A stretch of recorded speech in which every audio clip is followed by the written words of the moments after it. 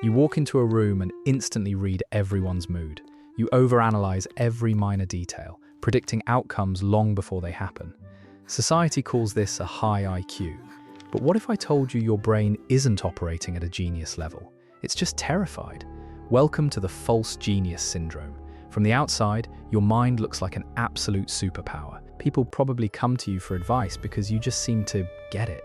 You notice the subtle shift in someone's tone of voice. You catch the micro-expressions that completely contradict what a person is actually saying. When a problem arises, your brain instantly splits into a dozen different pathways, calculating the best case, worst case, and most likely scenarios all at once. You have likely been praised for this throughout your life. Teachers, parents, or colleagues have called you sharp, perceptive, maybe even gifted. You are the one who sees the invisible threads connecting everything in the room. But what they do not see is the crushing weight of that invisible radar. They do not see what happens when the door closes and you are finally alone. Because for you, the mind is not just a tool you pick up to solve a problem and then put back on the shelf.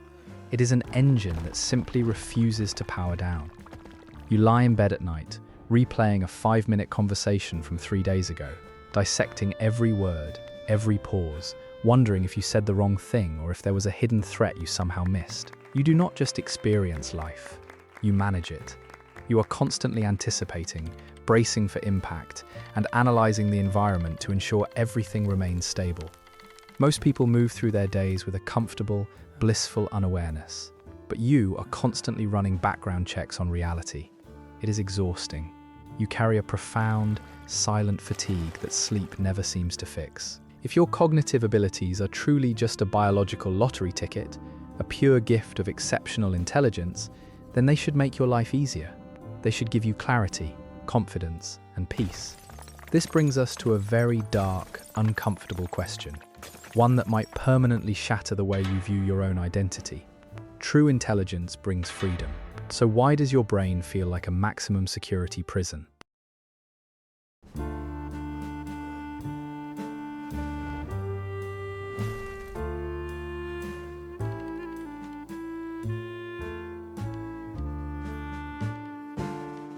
In your social circle, you are likely known as the anchor, the reliable one, the therapist friend. People naturally gravitate toward you when their lives are falling apart because you have this uncanny, almost frightening ability to untangle their emotional chaos. You do not just listen to people, you decode them. While someone is sitting across from you, venting about a failing relationship or a sudden career crisis, your brain is quietly running a complex algorithm in the background. You are instantly identifying their hidden behavioral patterns, cross-referencing their current actions with past conversations, and predicting exactly how their situation will play out. Before they even finish their sentence, you hand them a perspective, a perfectly tailored piece of advice that feels to them like a profound revelation. To the outside world, this empathy feels like a superpower. You seem to possess a rare, elevated form of emotional and cognitive intelligence. But here is the painful paradox of being the one who understands everyone. You are left with the quiet, devastating realization that no one truly understands you. You can flawlessly map out the intricate emotional landscapes of your friends, your family, and your colleagues. You know exactly what they need to hear to feel safe. But when you look around, you realize that absolutely no one is doing the same for you. You can sit in a crowded, noisy room, completely surrounded by people who claim to love you, yet you have never felt more isolated. It is a very specific, hollow type of loneliness. It is not the absence of people, it is the absence of being seen. You are holding everyone else up, but there is no net catching you. This profound disconnect is exactly why everyday social interactions feel less like human bonding and more like a theatrical performance you are contractually obligated to participate in. Small talk, discussing the weather, trivial workplace gossip, or casual weekend plans, does not just bore you, it physically drains your nervous system. It feels like mental friction. You constantly crave depth. You want to bypass the superficial layers and discuss the underlying mechanics of human nature, philosophy, or the hidden patterns of the universe. Because you process information at such a high, relentless frequency, slowing your mind down to match the casual pace of the everyday world requires an active, exhausting effort. You are constantly masking. You filter yourself, water down your vocabulary, and suppress your natural intensity just to blend in, to avoid intimidating others, or to stop yourself from being labeled as too much. You execute this mask so flawlessly that society rewards you for it. They call you empathetic, highly observant, and exceptionally bright. And for a long time, you have probably accepted this comforting narrative. You have rationalized your chronic social exhaustion as the natural tax you must pay for having a superior, highly evolved intellect. But what if this entire narrative is an illusion? What if your exceptional ability to read a room, hyperanalyze people's needs, and absorb their emotional baggage has absolutely nothing to do with being intellectually gifted? You think you are analyzing their behavior because you are simply smarter than everyone else, but the truth is much darker. You think you are analyzing their behavior because you are simply smarter than everyone else, but the truth is much darker. To understand what is actually happening inside your head, we have to look past the concept of intelligence and enter the realm of clinical psychology. What you have been calling a gifted mind or a high IQ is, in many cases, a profoundly misunderstood trauma response. It is a state of being known as hypervigilance. Hypervigilance is a biological and psychological state of extreme, heightened alertness. It is your nervous system's way of ensuring that you are never caught off guard by danger. But to understand why your brain operates this way, we have to rewind. We have to look at the environment that built you.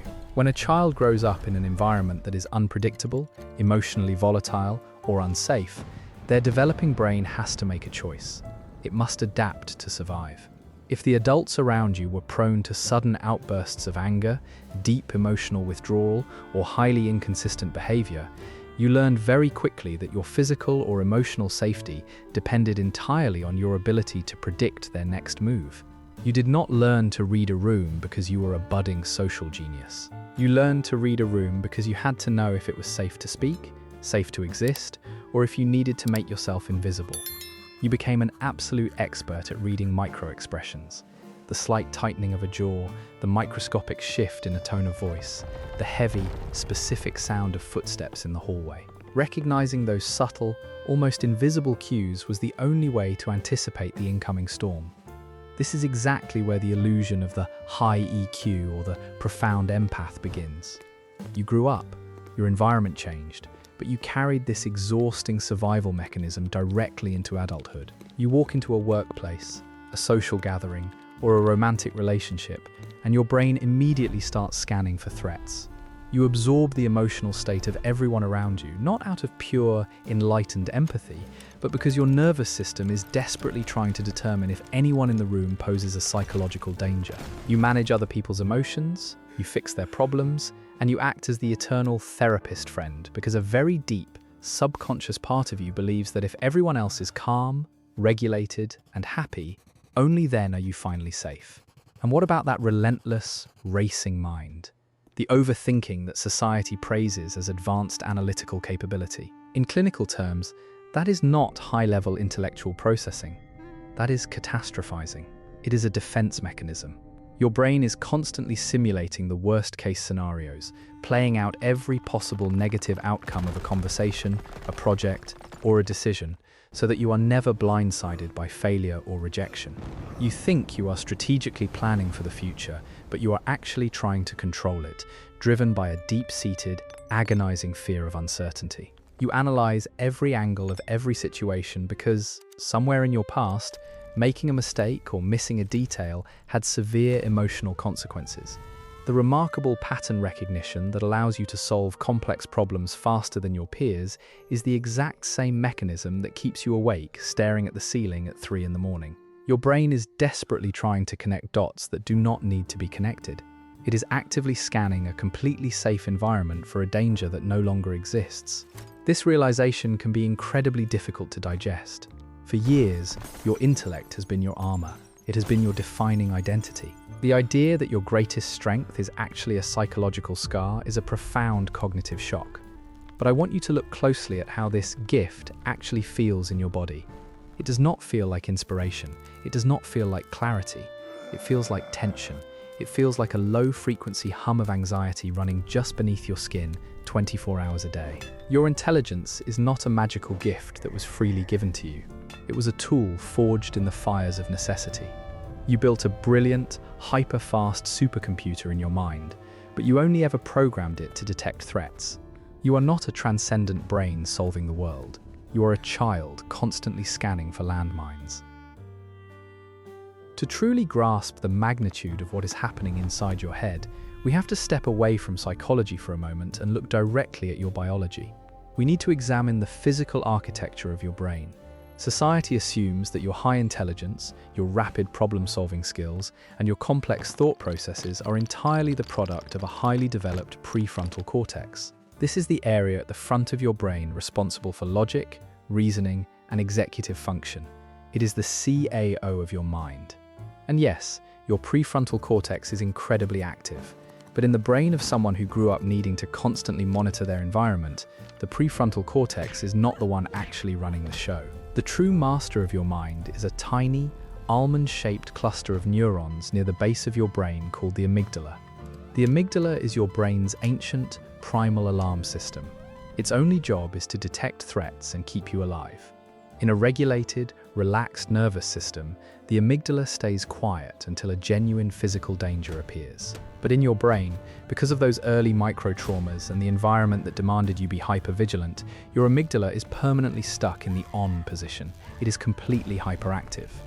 This biological tug-of-war between the logical prefrontal cortex and the terrified amygdala is the exact root of a phenomenon you likely know all too well: analysis paralysis. Think about what happens when you sit down to make a decision.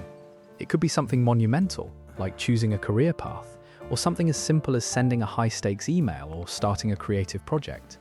Your prefrontal cortex immediately steps in, brilliantly mapping out the logical steps, the variables, and the potential outcomes. But within milliseconds, your amygdala hijacks the entire process.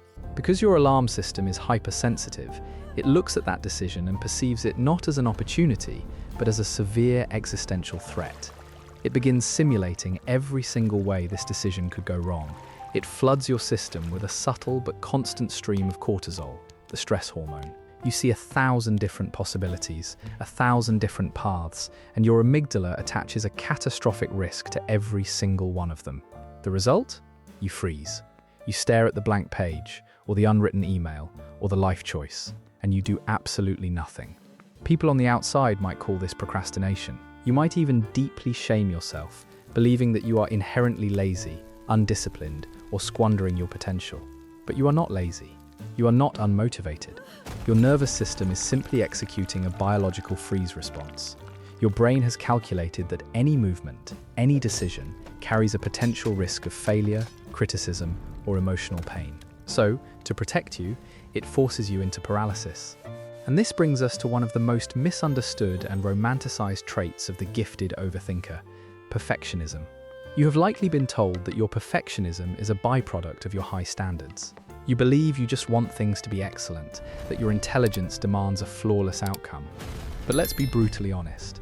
When you strip away the ego, your perfectionism is not a pursuit of greatness, it is a preemptive defense strategy. If your work is flawless, if your behavior is impeccable, if you anticipate every single flaw and fix it before anyone else can see it, then no one can criticize you, no one can reject you, no one can be angry with you. Perfectionism is just trauma wearing a tuxedo. It is the desperate, subconscious belief that if you are completely perfect, you will finally be unassailable. You will finally be safe from harm. When you look at your behavior through this neurological lens, the intense, chronic burnout you feel at the end of every single day is no longer a mystery. Your exhaustion makes perfect biological sense. Your body is running antivirus software 24 hours a day, 7 days a week. If you have been running this psychological antivirus software since childhood, then you have inevitably arrived at the most devastating phase of this journey: the gifted kid burnout. Look back at your early years. You were likely the golden child, the straighter student, the old soul. You were the kid who adults consistently praised for being remarkably mature for your age. You were loaded with what everyone around you enthusiastically called endless potential. But as you moved into your 20s or 30s, something quietly but violently broke. The effortless academic success did not translate into an effortless adult life. Instead, you found yourself hitting a massive, invisible wall. Today, you might be struggling to hold down a conventional job, feeling completely paralyzed by minor life choices, or quietly watching people you once considered less capable effortlessly pass you by. Society looks at this and labels it a failure to launch. You look at it and feel a crushing, unbearable sense of wasted potential. You stare in the mirror and ask yourself, what happened to my brain? I used to be so smart. Here is what actually happened. You need to understand the fundamental difference between real intelligence and the false genius syndrome. Real, organic intelligence operates from a place of deep curiosity, playfulness, and peace. It explores the world because it wants to know what is out there. It makes mistakes, learns from them, and moves forward without attaching those mistakes to its core worth. Your intelligence, however, was operating from a place of absolute terror. It was fueled by adrenaline, cortisol, and the desperate, relentless need to prove your worth to secure your safety. And here is the harsh biological truth about adrenaline. It is a sprint hormone, not a marathon hormone. You cannot run a human nervous system on pure survival energy for 2 or 3 decades without it eventually collapsing under its own weight. When that collapse finally happens, it does not just look like ordinary physical tiredness. It manifests as a profound, heavy emptiness that clinical psychologists often refer to as existential depression. Because your entire cognitive engine was built to solve the immediate problem of your emotional or physical survival, what happens when you finally reach an adult environment where you are technically safe? What happens when there is no immediate crisis to manage, no volatile parent to soothe, and no academic test to ace? The engine misfires. It turns inward. Deprived of a crisis to solve, your hyperactive brain starts targeting reality itself. You start asking massive, unanswerable questions. What is the point of human existence? Why are we participating in this mundane corporate routine? Why does everything feel so incredibly hollow and meaningless? You might think you are experiencing a profound philosophical awakening, but in reality, you are experiencing a nervous system crash. The hypervigilant machinery that kept you safe for so long has finally run out of fuel, leaving you completely stripped of the intellectual identity you relied on for your entire life. I want you to listen to this next sentence very carefully, and I want you to let it echo in the quietest, most shameful corners of your mind. You did not lose your intelligence. You did not waste your potential. You simply ran out of the survival energy required to sustain the illusion. You are not a failed genius. You are just exhausted from having to play the role of an adult long before you were ever allowed to be a child. If your intelligence has been operating as a trauma response for your entire life, the most important question is, how do you actually turn it off? The answer is incredibly counterintuitive, and it will probably frustrate the analytical part of your brain. To heal from the false genius syndrome, you do not need to get smarter. You need to learn how to be safe. For decades, your mind has been your only sanctuary. You have tried to think your way out of every problem. But the healing process does not happen in the mind, it happens in the body. You have to systematically teach your exhausted nervous system that the war is finally over. This requires a shift toward nervous system regulation and somatic awareness. It means consciously taking your attention out of your racing, calculating brain and dropping it down into your physical sensations. It is the simple, yet profound act of noticing that your shoulders are constantly pulled up to your ears, that your breathing is incredibly shallow, and intentionally signaling to your amygdala that there is no imminent threat in the room. You have to practice grounding yourself in the present moment, not as a mind trying to solve a puzzle, but as a body that is finally allowed to rest. Furthermore, you have to practice something utterly terrifying for a chronic overthinker, the art of not knowing. You have to grant yourself permission to drop the armor. You do not have to perfectly predict how a conversation will end. You do not have to possess the exact right advice to fix your friend's crisis. You are allowed to let situations unfold without managing them. You are allowed to simply exist. When you finally begin to power down that hypervigilant radar, something beautiful happens. Your intelligence does not disappear, it transforms. When your mind is no longer flooded with cortisol and fueled by a desperate need for survival, it is finally given the space to be fueled by genuine curiosity. Your intellect stops being a heavy shield used to deflect pain, and it becomes a tool for true creativity, deep connection, and peace. You stop being a terrified child constantly scanning a room for landmines, and you step into the quiet, grounded power of an adult who is entirely secure in who they are. I want to ask you a question, and I invite you to answer it honestly in the comments below. At what age did you realize your overthinking was actually a survival mechanism and not just a trait of a high IQ? Share your story down there. This is a safe space, and reading through these experiences will remind you that you are not the only one who has been secretly exhausted all these years. If this video helped you understand a hidden part of yourself, please hit the subscribe button. We are going to continue decoding the mind, breaking down deep psychology, and unlearning these invisible burdens together. You do not have to carry it all alone anymore.